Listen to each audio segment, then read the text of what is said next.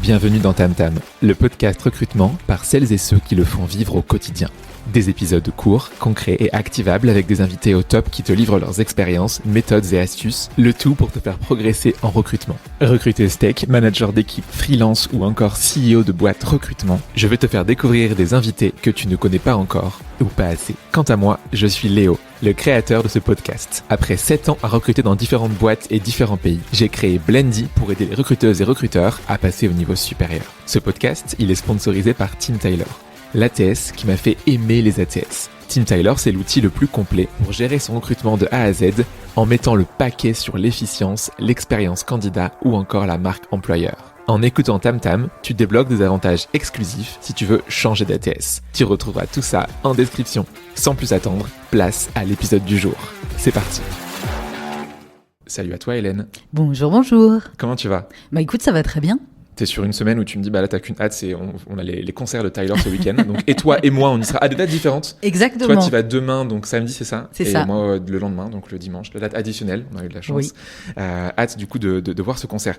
Est-ce que tu peux pour les gens qui ne te connaissent pas, ce qui sera je pense le cas de beaucoup des gens qui nous écoutent parce qu'on a des RH, des recruteurs, des recruteuses, des dirigeants et dirigeantes dont le sujet des aidants n'est pas forcément la première priorité, mais on va en parler pendant tout l'épisode. Est-ce qu'en une minute tu peux te présenter et nous dire qui tu es ? Alors à l'origine je suis médecin spécialiste de santé publique et médecine sociale. Qu'est-ce que ça a à voir avec le monde d'entreprise ? Rien et tout à la fois. Je me suis spécialisée dans le sujet de ce qu'on appelle les proches aidants. Du coup, c'est les gens qui s'occupent d'un de leurs proches, malades, âgés ou handicapés. Et ces gens, ils sont 11 millions en France, ce qui est énorme. Ça fait à peu près un Français sur 6. Et du coup, forcément, il y en a beaucoup qui travaillent au milieu. Et s'occuper d'un proche régulièrement, ça peut être fatigant, ça peut être compliqué. Jongler entre travail et soins, c'est extrêmement difficile et ça peut poser des problèmes tant aux aidants qu'aux entreprises. C'est pour ça que je suis là aujourd'hui. Et c'est pour ça que même si les entreprises et les recruteurs ne me connaissent pas encore beaucoup, il va être temps de découvrir ce travail-là parce que d'ici 2030, un quart des salariés français sera aidant. Donc, vous en aurez dans vos entreprises. Donc, on va apprendre à mieux se connaître. Ouais, c'est ouf. Ça. Tu prends 40 salariés, tu en auras 10 aidants, quoi. Enfin, c'est exactement. T'en as 4, 5, etc. Incroyable. Est-ce que tu as une chose que tu aimes le plus dans la vie ? Ça peut être pro ou perso. C'est quoi une chose qui te vient en tête ? Bon, étant donné qu'on a déjà parlé de Taylor Swift, je vais redire Taylor Swift sur le côté perso. Très bien. Et est-ce qu'il y a une chose inversement que tu n'aimes pas dans la vie ? Un truc qui t'agace, qui t'énerve ? Oui, les gens qui sont fermés et qui sont incapables de changer d'avis quand on leur montre et qu'on leur démontre que c'est important de s'occuper d'un sujet et qui disent non mais on n'a jamais fait les choses comme ça. Il y a plein de choses qu'on faisait pas comme ça, qu'on faisait avant différemment, mais aujourd'hui ça change, donc il faut changer avec. Donc restez pas fermés d'esprit. C'est marrant là, le parallèle avec le recrutement il est clairement le même quand on dit qu'il faut par exemple ne pas utiliser ses biais cognitifs quand tu recrutes, être jugé de manière objective, évaluer de manière objective, etc. Faire des process plus courts pour les candidats, bref, c'est les mêmes genres de choses qui ressortent. Est-ce que tu nous ramènes un objet du coup fétiche et quel est le lien que tu as avec cet objet ? Alors j'ai toujours un bracelet avec moi, c'est un peu un fétiche, c'est un gris-gris un peu porte-bonheur, c'est un bracelet que j'ai en double, que j'ai offert à ma maman aussi parce que je suis très famille, donc elle a toujours le sien avec elle et j'ai toujours le mien avec moi dans mon sac à main. Et il fait un peu Wonder Woman, j'aime bien le bracelet, etc. Tu peux arrêter les balles avec moi, tu peux dire que c'est un porte-bonheur et c'est aussi où t'arrêtes les coups qu'on te met peut-être en lien avec toi en permanence, quoi. J'aime beaucoup cette signification, je la retransmettrai. Trop bien. Des gens que tu n'aimes pas justement qui se disent on a toujours fait comme ça, tu vois, genre tu pourrais dire que c'est ton protection contre les gens fermés. Mais ils disent ça parce qu'ils m'ont pas encore rencontré. Exactement. Et après boum, ils changent d'avis. Trop bien. Écoute, on va parler du coup d'un sujet. Alors on est un peu sur un sujet hors série. Enfin tu sais, nous le podcast c'est vraiment pur recrutement entre guillemets. Et des fois j'aime bien faire des pas de côté. On en a fait un il y a 2 mois où on parlait de l'OSINT. Je sais pas si ça te parle comme discipline. C'est Open Sourcing Intelligence. Ouais, du coup tu connais l'OSINT très bien. La plupart des gens me disent moi je sais pas ce que c'est. Et donc avec un mec qui s'appelle Sylvain, hyper intéressant, qui nous a expliqué comment tu fais des pen tests, comment du coup tu évalues la cybersécurité d'une boîte. Premier pas de côté. Aujourd'hui on fait un pas de côté qui a rien à voir. On va parler du coup des aidants. Première question, du coup, qu'est-ce que c'est cette bestiole ? C'est quoi ce mot de aidant ? C'est quoi la définition ? Alors, c'est qui ces bestioles ? Les aidants, donc, c'est ces 11 millions de Français, comme je l'ai dit, qui accompagnent un proche malade, âgé ou handicapé. Je peux pas te faire de portrait robot des aidants, parce que si je disais qu'ils avaient entre 7 et 77 ans, en fait, ce serait complètement faux. Comme les genres de Monopoly, quoi. Enfin, exactement. T'as des aidants qui sont plus jeunes que 7 ans. T'as des gamins, malheureusement, qui ont 5 ou 6 ans et qui aident déjà un frère ou une sœur âgé, handicapé ou une maman, par exemple, dans une famille monoparentale qui peut être malade. T'as aussi des aidants qui ont plus de 77 ans. J'en ai rencontré qui avaient 90 ans, qui avaient récupéré chez eux un enfant qui avait un cancer de 60 ans, qui était divorcé, qui était tout seul et qui pouvait pas rester chez lui. Donc, les aidants pas de vrai portrait robot, une majorité de femmes quand même, et surtout beaucoup qui travaillent. Donc une grosse charge mentale, un impact sur la santé physique aussi qui est non négligeable, un vrai risque d'épuisement qu'on retrouve aussi, ça croise le monde de l'entreprise. Ils peuvent s'épuiser tout seuls en tant qu'aidants, et donc quand ils accumulent avec le travail, forcément le risque d'épuisement et derrière de burn-out est encore plus important. Donc à retenir, pas de portrait robot, c'est des gens comme vous et moi, et d'ailleurs on sera tous un jour aidants ou aidés, parce que ça ne fait que progresser. Le vieillissement augmente, les maladies chroniques explosent. Je veux pas être négative, je suis une personne très positive, mais quand même, on y passera tous un jour ou l'autre, on sera même peut-être les deux, à la fois malade et à la fois aidé derrière. Donc c'est quand même important d'avoir une bonne idée de ce dont on parle ici. Bien sûr. Et je fais le parallèle quand on est en situation de handicap aussi, ce que tu me dis en fait, c'est qu'en gros, ça peut être aussi provisoire. Tu vois, tu peux être aidant pendant 3 mois, pendant 6 mois, pendant 1 an. Tu peux être aussi aidant à vie, en fonction des maladies plus ou moins fortes. Je sais pas, quelqu'un qui est en dialyse par exemple, potentiellement à vie, tu vas devoir aider cette personne-là jusqu'à ce qu'il y ait une opération ou autre. Est-ce que tu as des exemples pour le coup, pour rendre ça plus concret, de c'est quoi les types de maladies qui peuvent générer chez la personne qui l'accompagne ce côté aidant du coup? Alors en fait, absolument tout, même si quand on parle du sujet des aidants, il y a des maladies qui viennent spontanément. C'est Alzheimer qui vient en premier. Oui. C'est un bon exemple en soi parce que c'est une maladie qui dure jusqu'au bout, et quand il y a un diagnostic, en général, il y a quand même de nombreuses années derrière et ça ne fait que s'aggraver. Donc c'est de plus en plus lourd pour les dents. Mais il y a tout un tas de maladies, alors plus ou moins chroniques, tu as les cancers, mais tu as des maladies dont on parle moins, par exemple une polyarthrite rhumatoïde, une spondylarthrite ankylosante, des choses qu'on pense peut-être à tort plus légères comme un diabète. Parce que tu parlais de dialyse, mais la dialyse, ça peut être une complication du diabète. On n'y pense pas forcément. Et puis, tu as toute la question des handicaps. Tu as la question de l'autisme, par exemple, les troubles de santé mentale. Dès le début de la vie à la fin. Exactement, qu'on peut diagnostiquer un peu plus tard, mais un trouble bipolaire, un trouble schizophrénique, une dépression. Donc, en fait, toutes les maladies peuvent nécessiter à un moment, et tous les handicaps aussi, qu'il y ait un aidant. La question, c'est comment on le gère. Est-ce qu'il y a un système de soutien autour de l'aidant et autour du patient ou pas, ou est-ce que tout repose sur les épaules de cet aidant? Oui, c'est là où du coup ça rend le truc hyper compliqué d'un point de vue perso, et du coup c'est la raison aussi pour laquelle on fait cet épisode, c'est l'impact que ça a sur la vie pro. C'est quoi du coup l'impact? Donc admettons demain je deviens aidant, ça change quoi dans ma vie pro? Alors, ça va dépendre de la gravité de la pathologie et du temps que tu y passes, mais quand on regarde les études qu'on a en France, il y a quand même des aidants qui passent plus de 34 heures par semaine à aider, en plus de leur travail. C'est un boulot entier, quoi. Et dans ce groupe-là, c'est une étude sérieuse, c'est une étude de la DREES, donc en gros c'est l'organe du ministère qui fait les études, il y avait encore 28% des gens qui étaient à plus de 34 heures par semaine, qui bossaient à temps plein. Donc, il y a des aidants, boulot. Exactement, c'est un double emploi. Il y a des aidants qui vont passer un deuxième job à aider à côté. Donc là, très clairement, ils sont épuisés, ils sont fatigués, parfois, ils peuvent être un peu déconcentrés, il peut y avoir des problèmes sur les horaires, parce que il faut bien penser que, mettons par exemple que quelqu'un vienne s'occuper du proche de ton parent, et si la personne est en retard, elle, le matin, ou qu'elle ne peut pas venir avant 9h, toi, le temps d'arriver au travail, par exemple, tu risques d'être en retard, et ce sera absolument pas de ta faute, ce sera parce que l'organisation du système a été faite comme ça. T'as des accidents qui font que c'est plus aigu pendant un moment. Clairement, tu auras du mal à tenir, mais après, ça ira mieux. Il y a des pathologies qui sont sur le très long terme, donc tu t'adaptes au fur et à mesure parce que ça s'aggrave pas d'un coup. Okay.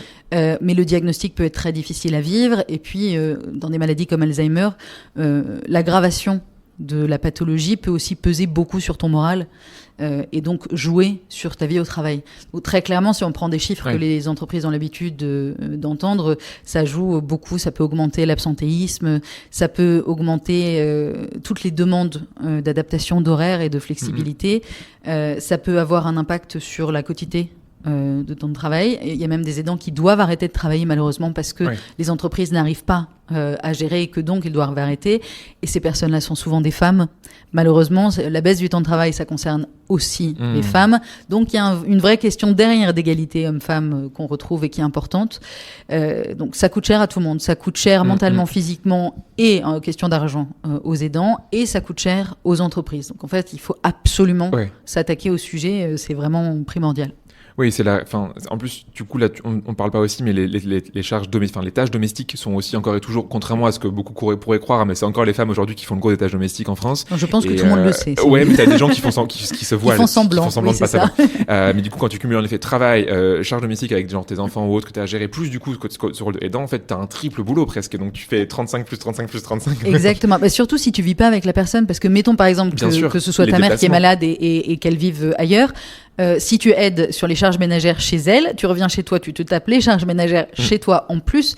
C'est charge mentale x2. Terrible. Et en plus, tu culpabilises. Les aidants culpabilisent énormément. Ils culpabilisent vis-à-vis du proche parce qu'ils en font jamais assez, vis-à-vis du reste de la famille, le conjoint, les enfants, parce qu'ils en font plus assez du coup, vis-à-vis du travail parce qu'ils se disent mais je suis vulnérable donc je suis peut-être moins bon. Et en plus parce que tout le monde leur dit mais il faut prendre soin de vous savez. Je ne supporte pas cette phrase. On aurait pu la dire aussi au début dans ce que je supporte pas, c'est les gens qui pensent qu'ils vont s'en sortir avec mais il faut prendre soin de toi, tu sais. Et puis c'est tout. Et puis qui te plantent là. Donc ils culpabilisent aussi vis-à-vis d'eux parce qu'on leur dit ça mais ils n'y arrivent pas forcément. Donc il y a rien qui va, puis c'est vraiment un cercle vicieux. Quel enfer. Ouais, c'est tout ça cumulé, ça donne pas envie. Et donc, du coup, c'est aussi la raison pour laquelle donc, tu dis que c'est devenu un sujet RH, recrutement. Aujourd'hui, tu as de plus en plus de clients aujourd'hui qui sont des RH. Tu m'as dit que la stat, c'est bientôt un quart des salariés qui seront touchés. Exactement. C'est ça. C'est quoi les autres raisons qui font que c'est vraiment devenu un sujet RH, un sujet recrutement aujourd'hui? On a des problèmes au niveau des équipes parce que quand tu as une absence par exemple soudaine parce que tu pars t'occuper du proche, que tu as un rendez-vous médical, que tu as une urgence, que tu as des retards ou des choses comme ça, tu peux avoir des équipes qui sont pas contentes parce que des gens qui commencent à dire ok ça passe pour 2, 3, 4 jours mais après on prend le travail sur nous de l'autre personne, pourquoi on ferait ça, donc ça peut jouer sur la manière dont les équipes sont organisées, ça peut jouer sur l'ambiance dans les équipes.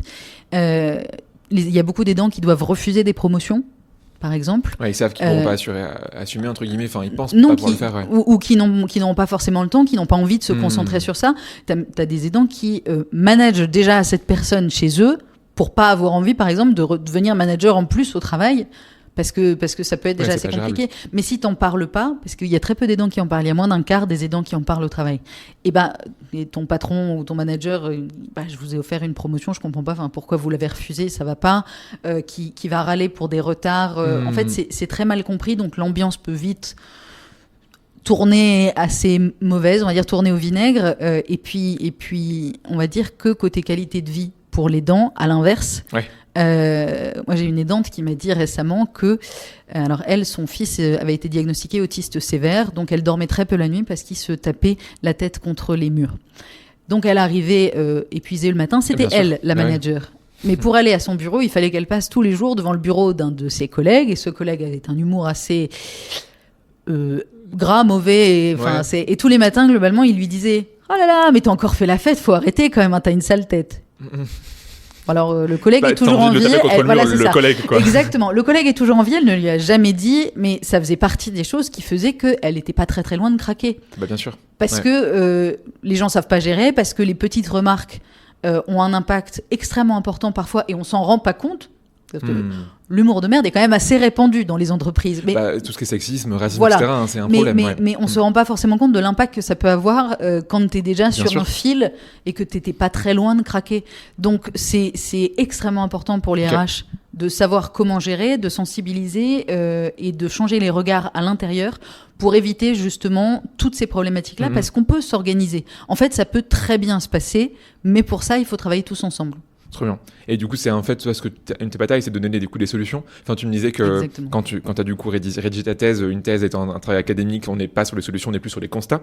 Oui. Donc, les solutions, du coup, c'est quoi, notamment, tu vois, côté recrutement, typiquement, moi, je vois assez de dirigeantes, managers qui vont te sortir des phrases comme ah bah non, on va quand même pas recruter des aidants. Qu'est-ce que tu réponds à cette phrase très bienveillante? Alors je réponds que si à l'heure actuelle il y a des aidants qui envisageaient de postuler chez eux, changer d'avis immédiatement, c'est pas du tout une bonne idée. Non, je répondrai surtout que c'est avoir très très peu de vision que de s'arrêter sur ça, parce que on va tous y passer donc un jour ou l'autre. Donc, c'est déjà se priver quand même d'un quart des salariés, hein, je le rappelle. C'est côté dans le pool de recrutement, ça aide pas. En plus, c'est des gens qui sont beaucoup plus jeunes que ce qu'on imagine, parce qu'il y a aussi des préjugés sur l'âge, etc. Mais la moyenne de début de l'aidance quand on est salarié du privé, c'est 35 ans. Donc se priver de salariés qui sont vraiment haut dans leur carrière, Ouais, qui ont de au pic, l'expérience, entre guillemets, ouais. exactement, c'est complètement stupide. Mhm. C'est oublier de voir toutes les qualités que développent les aidants aussi.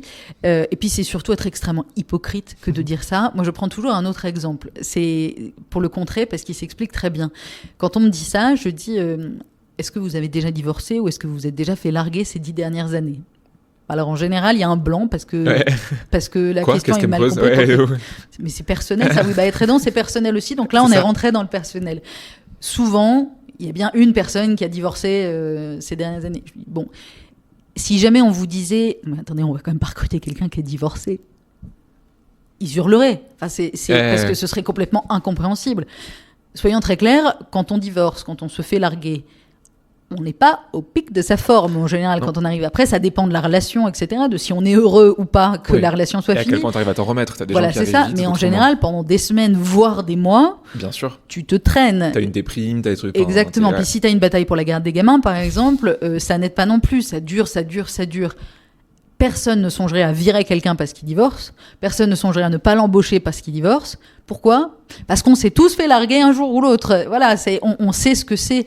Alors que aidant, on a encore plein de préjugés parce que tout le monde ne l'a pas été. Bien sûr. Et si je dis que c'est hypocrite, c'est parce qu'on aura tous des moments où on est un peu moins concentré, parfois un peu moins bon. Sauf que quand on divorce, on n'apprend pas grand-chose, si ce n'est peut-être à choisir un meilleur partenaire pour nous. Mais à part ça, on peut pas dire que ce soit très utile au travail. Alors que quand on est aidant, on développe énormément de compétences interpersonnelles, donc ces fameuses soft skills qui sont quand même de plus en plus recherchées dans le monde de l'entreprise et qui s'appliquent directement au monde du travail. Donc vraiment, avoir des préjugés sur les aidants dès le recrutement, c'est priver sa boîte de talent, de vision et de personnes qui vont être un vrai plus pour la boîte. Ok. Et du coup, c'est un bon moment, je pense, aussi pour toi de un peu débunker, d'aller casser des idées reçues. Enfin, je pense qu'on a plein des idées reçues. Il y en a plein. Donc, tu m'as dit un premier moment, c'était sur l'âge. Donc, tu viens de me le dire, c'était 35 ans, c'est ça, le début de l'aidance en moyenne. C'est l'âge moyen pour les salariés du privé. Salariés du privé, ok. Donc, parce qu'en fait, quand on parle d'aidants, tout le monde pense spontanément à ceux qui aident leurs parents. Oui, bien sûr. Ce qui est possible. Bien sûr. Moi, je regarde, j'ai 34 ans, mon père va en avoir 85. Donc, ce serait possible, déjà, ça colle dans la moyenne.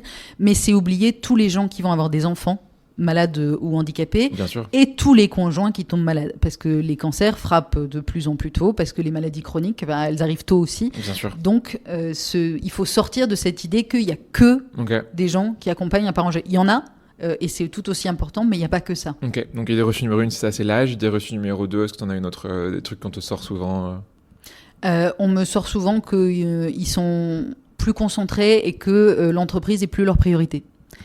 Et ça n'a aucun sens non plus, parce qu'il faut savoir que pour beaucoup d'aidants, le travail, c'est un répit. Et que ça leur change les idées, et qu'ils sont contents d'aller travailler, et que donc l'entreprise, elle est toujours aussi importante pour eux, voire même plus. Oui, ils vont se donner à fond pour oublier, entre guillemets. Parce que quand tout le monde me dit, oui, mais il y a le congé proche aidant, par exemple, c'est pour éviter le burn-out, ou quand ils sont en burn-out, justement, ça leur permet de se reposer. Je dis, mais non, ça marche pas comme ça. Si vous me disiez, je fais un burn-out de mon travail et que je vous disais, il n'y a pas de souci, mais je vais vous renvoyer 3 mois, 24 heures sur 24, 7 jours sur 7, à votre travail, comme ça, vous verrez, après, ça ira mieux. C'est pas comme ça que ça marche. Donc, le travail, c'est une bulle d'air frais pour beaucoup d'aidants. Et puis, en plus, accessoirement, côté financier, les aidants ne peuvent pas se permettre d'arrêter de travailler comme ça. Bien sûr. Donc, ça reste extrêmement important. Donc, encore une fois, c'est vraiment des préjugés parce qu'ils ne l'ont pas vécu. Ok. Est-ce que on t'a aussi sorti des trucs, enfin moi tu vois, je m'imagine, pareil, on parle avec le handicap, donc on va dire mais faut faire un aménagement, faut que les gens, faut qu'on s'en occupe. Est-ce que c'est des trucs qu'on te sort, ça aussi, les gens pensent qu'il faut aménager leur temps de travail ou autre ou... Alors oui, c'est la première idée qui vient. Or il y a beaucoup d'aidants qui n'en ont absolument pas besoin. Ouais, ils veulent juste qu'on s'occupe d'eux, c'est ça. Qui veulent juste un peu de bienveillance et de tolérance, parce qu'ils peuvent avoir 1 ou 2 petits retards une fois de temps en temps, qui peuvent mettre un tout petit peu de temps en plus pour rendre un dossier. Mais soyons honnêtes, dans toutes les boîtes, t'as pas des priorités, des urgences absolues sur tous les dossiers non plus. Et en fait, c'est ne serait-ce que le regard des collègues autour, encore une fois, la charge mentale d'un aidant qui travaille, elle est en grande partie due aux masques qu'ils sont obligés de porter, au fait de ne pas pouvoir en parler, de ne pas vouloir vider son sac. Quand tu as passé ta nuit aux urgences pour accompagner, par exemple, ton conjoint ou ta mère qui a eu un problème, et que tu pars directement des urgences et que tu arrives le matin à 8h30 et que tu enchaînes avec une réunion, et que tu dois faire comme si... T'es pas dans le meilleur état, mais tu dois faire comme si tout allait bien, tu peux en parler absolument à aucun collègue. Bien sûr. Voilà, ça c'est une grosse charge en plus. Donc pour beaucoup, il s'agit juste de pouvoir être eux-mêmes et de pas avoir à cacher ce qu'ils sont en train de vivre. D'autres auront besoin d'un aménagement, mais vraiment, c'est pas le cas de tout le monde.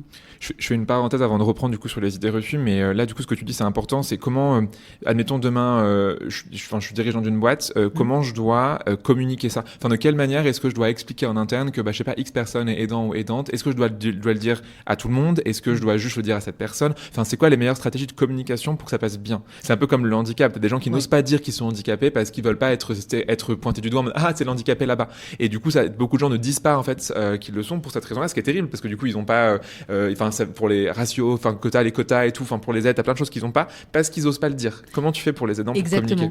Alors la première étape, avant même ça, moi j'insiste toujours beaucoup, c'est vraiment changer les regards et sensibiliser en interne. Okay. Tout le monde du coup, ça tout le monde et pas juste parce que avec ça toi peut être, par exemple. Ouais, et ça peut, il y a pas que ça, mais ça peut. Mais en gros, tu vois, il y a des pays qui sont beaucoup plus avancés que nous. L'Australie par exemple. En Australie, ils ont passé une loi. Vraie loi qui dit que quand tu es salarié aidant, tu peux demander une flexibilité sur tes horaires. Voilà, ça c'est. Et derrière, il y a des études qui sont passées et qui ont montré que dans les boîtes où la culture n'avait pas été changée, où il y avait juste ce droit qui était arrivé, mais ce droit par la loi, et ben en fait les aidants ils n'osaient pas avoir recours à ça. De la même manière, en fait la loi seule et les actions seules ne suffisent pas. C'est pour ça qu'à chaque fois qu'on me demande quelle action il faut mettre ou avec quelle start-up ou quel service il faut mettre dans la boîte, etc., je dis attendez, on prend les choses dans l'ordre, on fera ça après, mais avant il faut en parler à tout le monde et par pitié pas juste à ceux que vous pensez concernés. Parce que si vous faites un événement, on dit on va faire un événement pour les salariés aidants, vous aurez 3 personnes dans la salle et vous direz regardez, il y a 3 aidants dans ma boîte. Non, il n'y a pas 3 aidants. Il y a 3 personnes qui connaissent le terme, parce qu'il ne faut pas oublier qu'il y a un autre problème là-dessus. Il y a beaucoup d'aidants qui ne connaissent même pas le mot aidant. Donc, vous n'aurez que ceux qui connaissent le terme, qui ont accepté qu'ils étaient aidants et qui se sentent assez en confiance pour en parler. Autant dire, vous n'aurez quasiment personne. Donc d'abord, il faut déstigmatiser ça, expliquer que c'est complètement normal et montrer les aspects positifs. Ensuite, une fois que c'est fait, là, il faut voir avec les dons. Parce qu'il y a des aidants qui ont envie que la boîte le sache, il y a des aidants qui n'ont pas envie que ça se sache, il y a des aidants qui vont avoir besoin d'un aménagement assez conséquent, d'autres rien du tout. Et puis eux vont voir avec qui ils veulent en parler. Est-ce qu'ils en parlent au manager, est-ce qu'ils en parlent au DRH, est-ce qu'ils en parlent au patron? Ça dépend de la taille de la boîte aussi. Dans une boîte de 3000 salariés, tu vas pas en parler directement à la même personne. Tu vas pas aller choper le DRH directement pour lui en parler. Ça peut arriver, mais c'est qu'il y aurait eu un problème dans la chaîne managériale. C'est le manager intermédiaire qui va jouer le rôle là-dessus. Normalement, qui devrait le faire. Théorie. Après, moi, j'encourage beaucoup la mise en place de référents aidants, par exemple. Comme les référents handicap, du coup, exactement, le même système. Qui maîtrisent bien le sujet. Par exemple, que ça m'arrive d'en former. Parce que t'as pas toujours envie d'en parler à ton manager, surtout s'il n'y a pas besoin d'aménagement, et encore moins au DRH, pardon pour les RH qui nous écoutent, mais ça peut faire peur d'aller en parler d'abord au RH, donc d'en parler à quelqu'un qui connaît ce qui existe dans l'entreprise, mais ce qui existe aussi sur le territoire, qui connaît les aides, etc., ça peut aussi être un bon intermédiaire avant, si besoin, de passer à l'étape d'après. En tout cas, si vous n'avez pas encore de référent aidant et que vous avez quelqu'un qui vient vous voir de votre boîte et qui vous dit qu'il est aidant, écoutez-le. C'est déjà le plus important, c'est-à-dire cherchez pas tout de suite une solution, faites-le parler, écoutez-le, voyez ce qu'il veut vous dire et ensuite demandez-lui ce dont il a besoin parce que souvent ils ont une idée de ce dont ils ont besoin. Commencez pas par proposer des solutions parce qu'on entend souvent, moi j'ai des managers qui m'ont dit mais je comprends pas, j'ai un aidant qui l'a mal pris, j'avais entendu, j'avais été sensibilisée, j'ai voulu bien faire, j'ai proposé directement je lui dis mais si vous voulez passer à 80%, il n'y a pas de problème et l'aidant l'a très mal pris. Je dis oui mais est-ce que c'était ce qu'elle voulait? Je sais pas. Il s'est trouvé qu'en fait, cette aidante-là voulait juste un peu de tolérance sur un retard ou deux qui pourrait arriver pour emmener son fils chez le kiné le matin. Donc, il faut pas proposer directement les solutions, ça se co-construit quand on n'a pas encore, entre guillemets, un arsenal de solutions sous la main parce qu'on n'a pas été formé. Mais toutes les boîtes, tous les managers, tous les RH, tous les patrons peuvent faire quelque chose. Et ça commence juste par de la bienveillance, de l'humanité et de l'écoute. Oui, ce que tu dis, c'est, attention, le gros mot, mais c'est intuitu personnel. Du coup, en fait, ça dépend vraiment de chaque personne et t'as pas de solution unique. Je pense que t'as pas de solution par entreprise, t'as pas de solution par aidant. C'est un peu ce qui fait aussi que le sujet est complexe, en fait. C'est que t'as autant de manières de s'adapter par rapport aux gens que t'as en face. En fait, ce qui est intéressant, c'est, alors, t'as pas de solution de manière générale. Il y a des pistes qui fonctionne et qui s'applique de manière générale dans beaucoup de boîtes. Ce que j'ai tendance à faire moi après chaque intervention, après les conférences par exemple, c'est faire des groupes de travail avec ceux qui ont assisté à la conférence, avec le but que ce soit le plus représentatif possible. Donc autant de la direction par exemple que des gens qui pourraient être dans des agences, que des gens qui pourraient être dans un siège. Enfin c'est vraiment et on co-construit ensemble en fonction des situations avec des aidants et des non-aidants. Ce qui pourrait être imaginé pour cette entreprise-là, avec les différents cas possibles, lieu de travail. Bon, dans les petites boîtes, il y a moins de problématiques de lieu, mais quand tu as des boîtes immenses, par exemple dans le secteur bancaire ou dans d'autres secteurs, tu en as qui sont dans des sièges. T'en as qui ont du télétravail.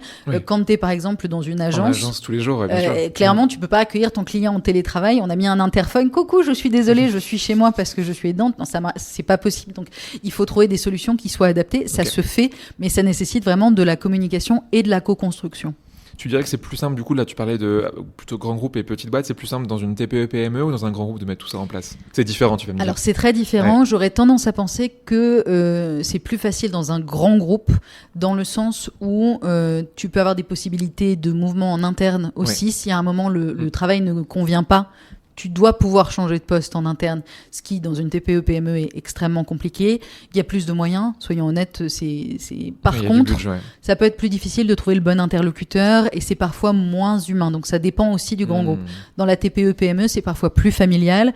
Donc, même si sur les questions d'organisation, c'est plus complexe, par contre, c'est parfois moins stigmatisant et on se confie parfois plus facilement.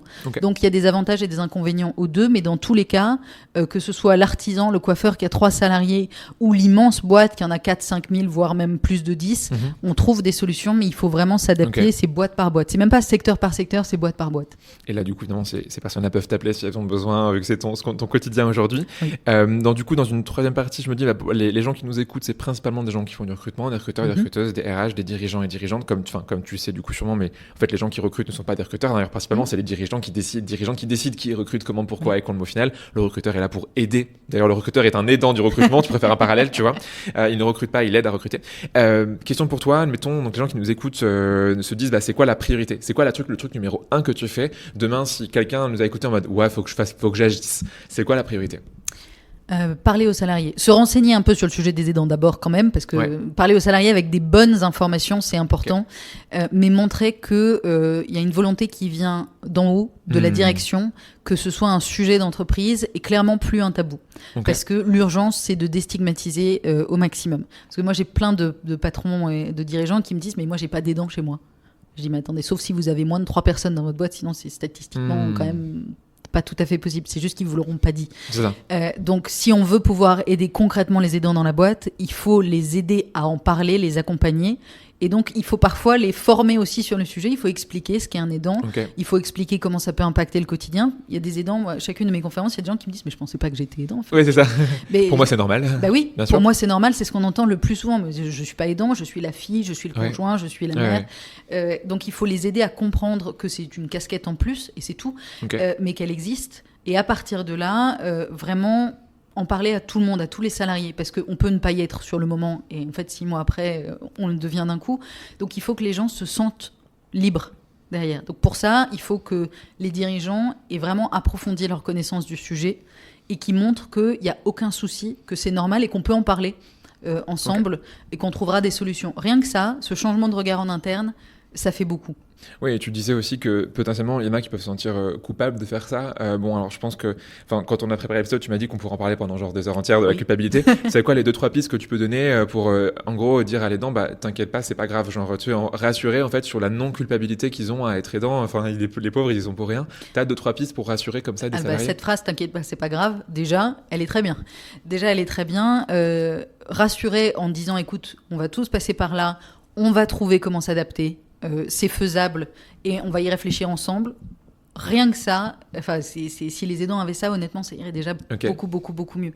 Il y a plein de choses qu'on peut faire. En fait, l'aidant, il connaît sa situation. Tu peux pas prévoir toutes les urgences que tu vas avoir, mais tu peux avoir une idée de ce qui peut poser problème à un moment. Par exemple, tu sais que tu peux être susceptible d'avoir une nuit aux urgences sur certaines situations. Tu peux être susceptible d'avoir une nuit compliquée si, encore une fois, par exemple, l'enfant autiste qui se tapait la tête contre les murs. Ça, tu sais que ça peut arriver. Donc, tu peux, si tu le souhaites, parler en équipe de ce qui risque d'arriver pour ensemble trouver un plan. C'est comment on fait, qui remplace. Est-ce qu'il y a quelqu'un qui vient, par exemple, qui me laisse pas seule dans telle réunion qui est importante au cas où j'ai une urgence. Comment est-ce qu'on s'organise ensemble, comment on est proactif. Exactement. Exactement. Mais honnêtement, il faudrait le faire pour tout le monde, parce que tout le monde peut avoir d'un coup une urgence avant une réunion client ultra importante ou un truc comme ça. Bien sûr. Si personne ne maîtrise le dossier, si personne peut remplacer, c'est qu'il y a un souci dans l'orga. Mais le dire à voix haute, expliquer ce qui se passe, pour que les autres aussi puissent participer, puissent mettre leur pierre à l'édifice, parce que quand on n'est pas aidant, et il y a des fois...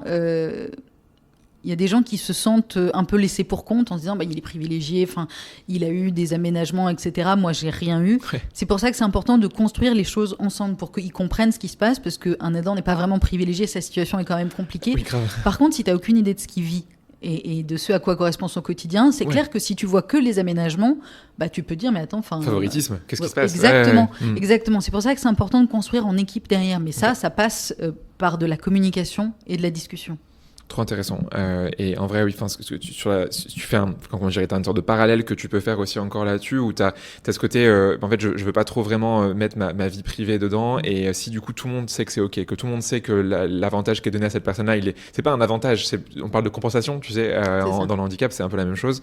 Et t'as aussi ce côté, je trouve, que tu viens de dire qui est intéressant, c'est quand moi je parle du coup de la diversité et inclusion aux gens qui recrutent, en fait, je leur dis, quand tu changes un process pour le rendre plus objectif, non seulement tu vas aider quelqu'un qui est victime d'une discrimination, mais en fait tout le monde, parce que du coup ton process sera plus stable, plus structuré, tu auras ces backups, et donc là en fait ça permet de réfléchir en fait de manière générale, est-ce qu'en fait on est prêt en cas d'absence d'une personne, peu importe la raison. Donc en fait du coup tu as un effet involontaire et indirect qui arrive, qui est celui-là, ça du coup c'est trop bien. Vas-y. Non mais c'est exactement ça, et puis de toute façon j'ai envie de dire, est-ce que l'entreprise préfère accompagner les dents ou se retrouver d'un coup avec quelqu'un qui est passé à 70%, ou voir quelqu'un qui a dû quitter son travail, parce que le turnover est quand même très important chez les aidants, le temps de re-recruter quelqu'un, de l'onboarder, etc. On a perdu un temps fou, alors que la personne gérait très bien les choses, et de l'argent bien entendu, alors que la personne gérait les choses. Donc même pour les membres de l'équipe qui sur le moment pourraient mal comprendre les choses si on les accompagne pas, ils se retrouveront avec beaucoup plus de travail si d'un coup il n'y a plus personne à la place de l'aidant, et que il faut recruter, reformer quelqu'un, ce sera compliqué pour tout le monde. Donc autant trouver des process qui sont assez agiles pour que tout le monde puisse s'adapter et travailler ensemble. Oui, et tout le monde, du coup, il perd à ça si jamais c'est pas fait, quoi. Est-ce que tu as plusieurs idées pour rassurer, en gros, les candidats? On va parler comment tu fais ça sur les annonces, en entretien, etc. Première chose, du coup, sur le site carrière, sur les annonces, est-ce que tu peux en parler de ce sujet? Et si oui, comment? Alors, moi, j'ai tendance à dire que oui. C'est aussi pour ça que je fais des podcasts comme ça, parce qu'il faut que les recruteurs matchent l'énergie, en fait. C'est-à-dire que si tu as un aidant qui ose en parler, qui connaît ses soft skills, qui a pris confiance en lui, ce qui est un peu mon but aussi, c'est dans mes livres, et qui le met sur un CV, il faut pas en face qu'il tombe sur un recruteur qui dit non mais quoi, qu'est-ce que c'est que ça? Voilà, c'est quoi un aidant? Mais vous avez absolument pas développé ça n'a aucun sens. Mais c'est important pour moi de commencer à en parler. Alors t'es pas obligé de mettre tout ce que tu as fait en tant qu'aidant. Il y a des aidants qui se sentent moyennement à l'aise, donc qui mettent juste en petit aidant familial, etc. Il y en a d'autres qui maintenant sont vraiment en confiance avec ça, et qui vont écrire de telle période à telle période, ou alors en cours aidant, et voilà les compétences soft skills en dessous qui correspondent, et en entretien qui seront tout à fait capables de défendre l'acquisition de ces soft skills, ce qui est très important. Moi, je l'ai fait beaucoup bosser sur ça, parce qu'il faut pouvoir le justifier. Le recruteur, si tu lui dis que d'un coup, tu sais coordonner une équipe, mais que ton expérience pro montre pas que tu as déjà coordonné des équipes, il faut quand même pouvoir expliquer derrière pourquoi tu dis ça. Le contexte, comment. Mais honnêtement, ça s'explique bien. Après, il faut que le recruteur soit ouvert d'esprit, mais il y en a de plus en plus. Et surtout, il y a de plus en plus d'aidants qui prennent confiance en eux là-dessus, donc il faut que les recruteurs s'habituent, parce que ça arrive. Et moi, je vois des aidants qui changent de boîte. Parce que, par exemple, dans leur boîte, ils considéraient qu'on n'était pas assez bienveillant pour eux, qui ont repris confiance en eux, qui se sont dit je mérite mieux. Par exemple, j'ai eu un diagnostic d'Alzheimer de maman il y a 2 ans. Je sais que ça va s'aggraver dans les prochaines années. Aujourd'hui, ma boîte fait déjà pas assez pour moi, donc elle sera pas là pour moi dans 3, 4, 5 ans quand j'en aurai vraiment besoin. Donc il vaut mieux que je parte avant et que je trouve une boîte qui sera bienveillante et qui m'accompagnera quand j'en aurai besoin. Donc ça, il faut vraiment que ce soit pris en compte dans les process de recrutement, parce que le marché du travail est quand même assez inversé en ce moment. Les salariés ont assez de pouvoir, et moi je trouve que c'est extrêmement important que les aidants se rendent compte de ça et j'ai envie de dire, s'en saisissent parce qu'ils le méritent bien et que là, c'est vraiment pas, c'est pas du caprice, c'est pas j'ai envie de travailler depuis Bali, etc. Enfin, si on veut travailler depuis Bali, moi, j'ai aucun problème avec ça. Mais en étant dedans, c'est compliqué. Quand même. Voilà, c'est un peu compliqué, mais bon, chacun fait ce qu'il veut. Mais là, on est vraiment sur un choix de vie, sur une organisation familiale. Donc, c'est important que les valeurs de la boîte soient alignées avec les valeurs des aidants. Et c'est un gros facteur sur la marque employeur et vraiment facteur pour beaucoup d'aidants. Il y a 5 ans, quand j'en parlais aux aidants, ils me disaient « mais je ne vais pas quitter mon job, enfin, c'est la situation déjà assez compliquée comme ça ». Aujourd'hui, j'en ai qui me disent « j'en suis au début, je m'en rends bien compte, c'est maintenant qu'il faut que je trouve mieux ». Donc voilà, les recruteurs, il faut aussi qu'ils réalisent que c'est pas pour rien le S dans RSE. Bien sûr. Il joue beaucoup. Il n'y a pas que le climat. Le climat, c'est très important. Ne me faites pas dire ce que je mais pas il y a d'autres sujets. Mais le S est vraiment important et il en va de l'équilibre du salarié et ils en ont de plus en plus conscience. Donc c'est important que les recruteurs en aient de plus en plus conscience aussi. Pareil sur les trous dans les CV. Les trous dans les CV, ça revient tout le temps. Oui, les gens ne savent pas dire, mais même quand ils sont enceintes et qu'ils ont pris, par exemple, tu vois, des femmes qui vont prendre 2 ans, par exemple, de pause, beaucoup le diront pas. Maintenant, de plus en plus, quand même. Mais honnêtement, elles ont développé aussi des soft skills. Bien sûr. On peut faire un parallèle sur ce sujet assez important, mais si le recruteur arrive en disant il y a un trou dans le CV, laissez tomber, qu'est-ce qui s'est passé, vous avez fait un tour du monde, des trous parfois peuvent être assez longs, on peut avoir 2, 3, 4, 5 ans sur les CV, c'est normal que ça pose question, mais par contre il faut être capable d'entendre que je me suis occupé de ma mère ou de mon conjoint par exemple, ou de mon enfant, c'est pas une tare, c'est un plus. C'est ça, au contraire, bien sûr. C'est un atout, ouais. Donc c'est important. Trop bien. Donc là, du coup, gros atout marque employeur d'en parler et de rassurance. Et en effet, comme tu dis, des gens qui pourraient devenir aidants en cours de route vont changer de boîte pour cette raison-là potentiellement. Ça se rajoute à toutes les raisons pour lesquelles les gens changent de boîte. En entretien, comment t'abordes ça ? Bon, évidemment, t'as pas le droit de poser la question parce que c'est une question discriminatoire. Si le candidat en parle, comment tu réagis ? Bien. Je réagis positivement. tu dis waouh, vous êtes courageux, bravo. Tu peux, mais en tout cas, tu peux dire que tu peux rassurer sur le fait qu'en interne, c'est un sujet qu'on prend très au sérieux et que s'il a besoin, si bien le processus de recrutement va jusqu'au bout, qu'il sache que c'est pas un problème et qu'il y a déjà des process en interne et que donc qu'il se sente libre d'en parler et de dire ce dont il a besoin pour que la boîte s'adapte. Voir donner des exemples, tu vois, genre, tiens, t'as Jean-Michel de la Compta aussi, il est aidant. Alors, sans forcément donner les prénoms ou les choses comme ça, parce que, voilà, pour l'exemple. Mais sans citer, il faut pas qu'on puisse reconnaître les gens non plus. Les aidants ont droit à leur vie privée. Bien sûr. Et de dire, par exemple, il y a une personne qui a eu besoin de ça parce qu'elle accompagnait son conjoint qui avait un cancer, donc on s'est adapté, etc. Mais par pitié, par contre, on va pas juste sur les trucs que la loi offre. C'est comme dans les petites annonces où on voit, et il y a même des tickets resto. Oui, il y a des dons de jours de RTT, oui, mais c'est dans les textes. Donc, mettez pas juste ça en valeur parce qu'il y a beaucoup d'aidants qui vont vous regarder en disant... de la même manière que si vous leur dites qu'il y a des tickets repas. Ouais. Oui, et donc, parce que ça, on sait, ça c'est partout. Mais c'est vrai que le fait que le recruteur connaisse le mot et dise que ce ne sera pas un problème et que ce n'est pas un sujet dans cette entreprise parce que tout le monde est sensibilisé, c'est un plus énorme. Ce serait déjà une belle victoire, quoi, si c'est le cas à chaque fois. Exactement. Ok, trop bien. Enfin, déjà, tu vois, c'est pas le cas du handicap, alors qu'on en parle quand même depuis des années, donc je me dis que t'as encore du boulot devant toi pour sensibiliser les. En fait, il y a un point commun pour moi entre le handicap et les aidants, c'est la manière assez négative dont on les voit. C'est-à-dire que pour les personnes porteuses de handicap, on s'imagine tout de suite qu'il y a un truc négatif qu'il faut compenser. Et pareil pour les aidants, on imagine immédiatement que ça va mal se passer et qu'il va falloir compenser en plus, sans voir tout ce que peut apporter la différence sur le handicap et tous les atouts que peuvent apporter ces aidants. Donc le switch, il est à faire là aussi dans notre manière de penser parce que, soyons très honnêtes, personne ne rentre vraiment dans le cadre parce que le cadre, il est théorique et je ne connais pas un humain qui soit théorique, on est tous des cas personnels. Donc voilà, il faut ressortir de l'hypocrisie globale qu'on a mis sur le monde de l'entreprise ces 15-20 dernières années qui ne correspond juste pas à la réalité d'aucun humain. Aucun d'entre nous. Ouais, il faut un côté un peu visible, tu vois. Typiquement, là, ce week-end, je suis allé voir le film Un petit truc en plus. Je sais pas si t'as entendu parler, le film de Artus sur le sujet du handicap. Très sympa, c'est l'occasion d'aller le voir. Okay. Et tu vois, il faudrait peut-être un film grand public sur le sujet pour, tu vois, genre, c'est souvent les films aident en fait en France à faire comprendre justement que les choses changent. Si un jour tu veux le mettre, tu pourrais même jouer dans le film, je sais pas, faire le scénario. Écoute, moi, j'en serais ravie. La seule problématique qu'on a toujours là-dessus, c'est qu'il y a quelques films qui sortent, mais c'est toujours. Qui le traitent mal peut-être ou... Non, ils le traitent bien, mais ils le traitent sur une pathologie. Oui, t'as toujours, par exemple, on reprend Alzheimer, t'as plein de films sur Alzheimer où tu vois les choses, tu vois comment ça se passe pour les dents, Mais parce que ça se passe comme ça pour un aidant, avec dont la mère, par exemple, est atteinte de la maladie d'Alzheimer, ça ne veut pas dire que l'aidant, dont le conjoint a un cancer, vivra les choses de la même manière. Donc, c'est la difficulté du sujet, c'est que on ne peut même pas faire une généralité par pathologie. Chaque situation est différente. Et donc, tu peux difficilement généraliser. Par contre, effectivement, il faudrait réfléchir peut-être à un projet. Allez, je vais prendre des notes. Contact Netflix. Non, mais tu avais aussi récemment, j'ai perdu le nom du film, mais tu sais, sur un entrepreneur qui a atteint la maladie de Charcot, qui est sorti il n'y a pas longtemps, il y a un peu moins d'1 an, je crois, et justement, tu voyais en fait comment toute sa famille était devenue des aidants, parce que c'est très dégénératif, donc au bout d'un moment, tu as besoin d'aide pour tout ce que tu fais dans ton quotidien.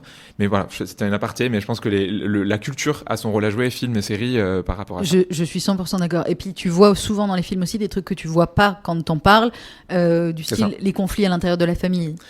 Parce que l'entreprise va voir l'aidant, plus ou moins la liste de ses soucis, mais elle va pas forcément voir... elle va voir l'aidanteux, elle va pas forcément voir les 3 frères qui habitent dans la même ville et qui foutent rien. Ouais, bien sûr. Par exemple, elle va pas voir les conflits entre 2 sœurs qui sont pas d'accord sur la prise en charge.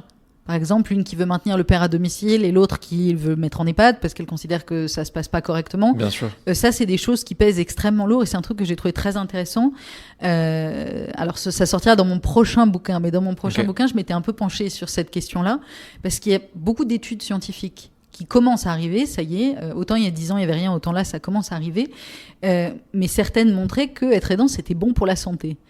Or, ça allait complètement à l'inverse de ce qu'on voit sur le terrain. Donc, il y avait beaucoup de chercheurs qui se sont demandé, mais oui, comment pourquoi d'où ça vient alors, c'était parce que c'était assez biaisé, parce qu'en fait, ceux qu'on gardait pour les études, c'était ceux qui étaient encore en forme, pas ceux qui avaient arrêté parce qu'ils étaient malades, etc. Mais surtout, j'ai vu une interview d'une chercheuse qui était elle-même aidante, et qui était devenue aidante après, qui faisait des recherches sur le sujet depuis à peu près 10 ans, et qui disait, une fois que je l'ai vécu, j'ai pu me rendre compte en fait qu'on faisait nos études n'importe comment, en gros, parce que on étudiait la théorie, mais pas du tout des choses qui pouvaient avoir un impact très important. Me dit, on faisait une liste des échelles, etc., sur le bien-être. Il dit, mais moi, quand j'ai accompagné mon père, le truc le plus lourd pour moi, c'était que ma sœur et moi, on s'entendait pas du tout sur sa prise en charge, et que donc, c'était un poids monstrueux. On était englués toutes les deux dans un conflit, et en plus, on n'arrivait pas à trouver de rendez-vous, c'était compliqué de coordonner le système de santé. Et ça, personne ne l'évaluait. Donc c'est pour ça qu'il faut faire très attention, parce que c'est toujours des cas personnels et qu'on ne sait pas forcément tout. Bien sûr. Trop bien. Enfin, hyper intéressant du coup. Et c'est vrai qu'on voit qu'il y a tellement de choses encore à changer. C'est vrai que tu as du boulot pendant encore un bon paquet d'années. J'ai quoi faire là. 2 dernières questions pour toi avant de tout finaliser. La première, comment du coup quelqu'un qui est aidant, qui arrive dans l'entreprise, donc sur la partie d'onboarding, qui comme tu le sais est cruciale pour tout en général quand tu es salarié, comment du coup tu rassures sur l'onboarding, sur le côté aidant? Alors, je dirais que ça dépend de l'ambiance de la boîte. Est-ce qu'on t'en a parlé ou pas, déjà? Parce que si t'es dans une boîte où le sujet est vraiment pas tabou, souvent il y a déjà de la communication, souvent on t'en parlera à l'onboarding. Si ça a absolument pas été abordé, l'aborde peut-être pas immédiatement, laisse-toi le temps de regarder un peu autour de toi comment ça se passe. Comment tes collègues ont l'air d'être traités, est-ce qu'il y en a qui t'en parlent ou pas, te partagent leur situation ou pas. C'est prendre le temps de tâter un peu le terrain, j'ai envie de dire, sauf si bien sûr il y a une urgence au milieu de l'onboarding, hein. Dans ces cas-là on en parle, mais c'est vrai que ça peut être touchy. Il faut avoir le temps d'identifier les bonnes personnes à qui tu veux en parler, parce que dans les entreprises, on sait très bien qu'il ne faut pas non plus tout partager tout le temps à tout le monde. Ça peut te retourner contre toi. Voilà, il ne faut pas être naïf. Parfois, ça peut être risqué. Donc, il faut se laisser un peu le temps de trouver les personnes de confiance à qui tu pourrais avoir envie d'en parler. Si tu sais que c'est quelque chose qui prend du temps ou qui va prendre du temps sur ton quotidien. Mais surtout, pas hésiter à demander, parce qu'il y a plein de boîtes qui ont des choses qui sont mises en place dont les salariés ne sont même pas forcément au courant. Donc, il ne faut pas hésiter à se renseigner sur les protocoles RH et les choses comme ça. Parce que parfois, il y a des... Enfin, moi, je suis passée dans des boîtes qui me disent « Mais attendez, en fait, on a fait des trucs, c'est juste que ça s'est perdu dans la communication. À force de communiquer tous les 2 jours sur des trucs différents, en fait, c'est dans un mail quelque part de la RH, surtout dans les grandes boîtes. Parfois, il y a des protocoles qui ont déjà été mis en place et tu le sais juste pas. Donc, dans l'onboarding, demander... de manière légère, quels sont les protocoles qui existent, ou de voir comment ça fonctionne sur plein d'autres sujets, dont celui-là, ça peut être un moyen d'avoir une vue assez large de ce qui existe et de ce qui est faisable et de l'ambiance, globalement. Ouais, trop intéressant. Et du coup, dernière chose qui est un peu en lien, donc admettons quelqu'un qui est salarié et qui est aidant en même temps, comment tu les retiens, alors j'aime pas ce terme de retenir, comment tu fidélises, comment tu rends plus épanoui des aidants dans leur quotidien une fois qu'ils sont déjà là, qu'ils sont salariés et plus candidats du coup? T'as combien de temps devant toi? Allez, disons les 2 pistes principales. Non, mais c'est la question, et tu parles d'une entreprise du coup dans laquelle rien n'a été fait pour l'instant? Oui, on pourrait dire ça, une mode où il n'y a rien qui s'est passé, et en gros on se dit, ok, bah, j'ai déjà réussi à convaincre quelqu'un de venir en parlant du sujet, en arrêtant de le rendre comme un tabou. Les gens sont là, comment je les fidélise, comment je fais en sorte qu'ils ne partent pas vers une boîte typiquement, tu vois, qui serait plus avancée sur le sujet. Alors déjà, si tu as réussi à avoir des aidants qui sont venus t'en parler, c'est que ta première étape de sensibilisation globale s'est bien passée. Comment tu fais plus que ça, non mais rien que ça, c'est déjà bien. C'est un vrai facteur de fidélisation parce qu'ils savent que donc ils peuvent en parler et qu'ils seront pas jugés. Et les aidants demandent pas énormément de choses. Ils demandent, encore une fois, ils demandent pas tous des primes, des promotions, des aménagements. Bien sûr. Ils demandent l'assurance qu'on soit bienveillant envers eux. Donc rien que le fait que tu été assez bienveillant pour qu'ils aient osé venir t'en parler, gros point positif. Très bien. Honnêtement. Et après, moi je dirais, vois avec l'aidant ce dont il peut avoir besoin. Laisse-lui du temps pour réfléchir. Dis-lui par exemple que c'est important que vous trouviez ensemble le meilleur moyen que ça se passe bien, et propose-lui de prendre un peu de temps pour réfléchir, de faire la liste des problématiques qu'il peut avoir. Tu vois, de ton côté, toi, tu réfléchis à ce qui pourrait aussi être fait, et ensuite vous revoyez en entretien pour confronter les deux et réfléchir ensemble à des solutions. Moi, il y a des aidants qui m'ont dit, mais en fait, je pensais que j'avais une idée de ce qui pourrait être fait. Et quand j'en ai discuté avec mon manager, le manager a eu une bien meilleure idée que la mienne. Et en fait, on s'est adapté et voilà, ça s'est très bien passé. Donc, parfois, tu as des solutions qui vont venir, mais juste de la discussion.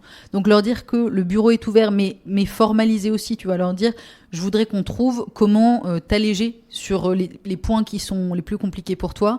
Donc, prends le temps de les identifier. Moi, je prends le temps de réfléchir de mon côté et on se remet ensemble. Et en gros, on se fera un brainstorming. Et puis on trouve, des fois il faudra rajouter le RH, des fois il faudra rajouter un autre manager, des fois parce que ça dépend des organisations internes. On voit ensemble à qui tu veux qu'on en parle, à quel point on fait les choses largement ou pas. Bref, on fait en fonction de ce que toi tu souhaites et de ce qui sera le mieux pour nous tous. Okay. Ça c'est déjà globalement plus que ce que 99% des boîtes que j'ai rencontrées font. Donc on est déjà bien. Ouais. Trop bien, merci. En vrai, genre, t'as donné à la fois, sur le sujet en général, plein d'idées, plein d'exemples, du concret, des choses à mettre en place. Je pense et j'espère, mais je sais en fait que ça sera hyper intéressant pour les gens qui vont nous écouter, parce que beaucoup de gens, je pense, vont découvrir tout ça, et de deux, en fait, vont se dire, ok, je sais ce que c'est maintenant, je sais comment ça marche, je sais ce que je peux faire, et donc en effet, les conseils que t'as donnés aident à être mieux que 99% des boîtes, donc on est quand même pas mal. Après, le 1% restant, ils font appel à toi s'ils veulent aller encore plus loin. Donc, comme à chaque fin d'épisode, Hélène, je te pose 3 questions. Je les pose à tous les invités. Première question pour toi, est-ce que tu aurais un contenu que tu aimes et que tu recommandes? Un livre, un article? Bon, ok, je vais faire un peu cliché, mais je vais quand même repartir sur Taylor Swift. Son dernier album, Tortured Poets Department, il est remarquable. Très bien, bah écoute, c'est un contenu comme un autre.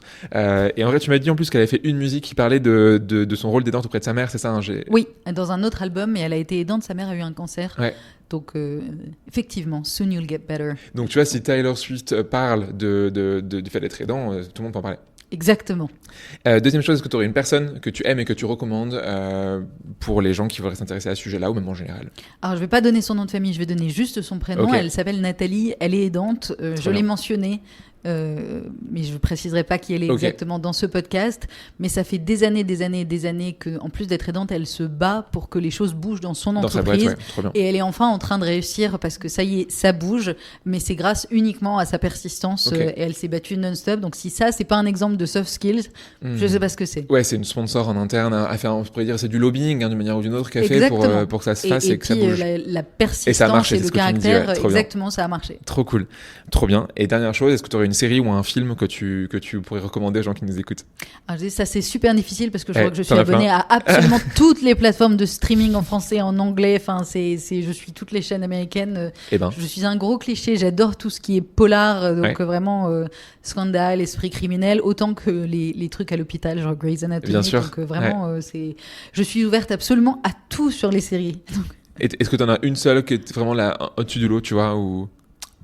C'est très difficile. Je dirais que Scandal ou House of Cards, c'est quand même C'est quand même vachement bien et côté politique, c'est intéressant. Je prends. Écoute, merci pour toutes ces recos, merci pour cet épisode hyper complet, hyper intéressant. Vraiment, j'ai hâte d'avoir des retours et t'en auras aussi parce que les gens qui écoutent après souvent envoient des messages, alors plus aux invités qu'à moi, mais c'est logique parce que c'est l'invité qui est là. Moi, je suis juste là pour passer la parole. Je suis journaliste. Tu mérites des messages quand même. J'en ai un peu moins, mais c'est normal. C'est honnête. Genre, personne n'envoie un message au journaliste, envoie un message à la personne qui est interviewée, tu vois, en mode genre bravo, j'ai adoré. Bref, et de toute façon, c'est pas le but du podcast, c'est mettre en avant des gens qui font des trucs très cool comme toi. Donc, merci vraiment d'être venu. Merci d'être à Paris sur place avant. Donc, bon concert. Le moment où on enregistre, c'est pas encore passé. Au moment où l'épisode sera diffusé, ça sera passé, ça sera derrière nous. On aura vécu un concert fleuve de 3h30 debout pour moi, pas pour toi. Chanceuse. Merci d'être venu. Merci vraiment beaucoup pour tout ça. C'était hyper intéressant et passe une très bonne journée. À très vite. Toi aussi. À bientôt. Tu es arrivé au bout de l'épisode. Merci et bravo. Merci parce qu'on met du temps et du cœur à faire ce podcast avec tous mes invités. Donc en écoutant jusqu'au bout, ça fait grave plaisir. Bravo, car en écoutant Tam Tam, tu progresses dans ton recrutement, tu fais de la veille, tu challenges tes pratiques et ça, c'est vraiment chouette. Et si tu veux aller encore plus loin et te former avec Blendy, tu sais où me trouver. Maintenant, si ce podcast te plaît, tu sais ce qu'il te reste à faire. En parler au monde entier et faire des t-shirts à mon effigie. Non, on va pas aller jusque là, mais 3 choses que tu peux faire. Premièrement, aller mettre une bonne note sur Apple Podcast ou Spotify. C'est peut-être un détail pour vous, mais pour moi, ça veut dire beaucoup. Deuxièmement, tu peux en parler autour de toi. Et 3, tu peux envoyer un petit mot doux à l'invité du jour si tu l'as trouvé pertinent. Je suis sûr que tu feras des heureuses et des heureux. Allez, à très vite pour un nouvel épisode de Tam Tam.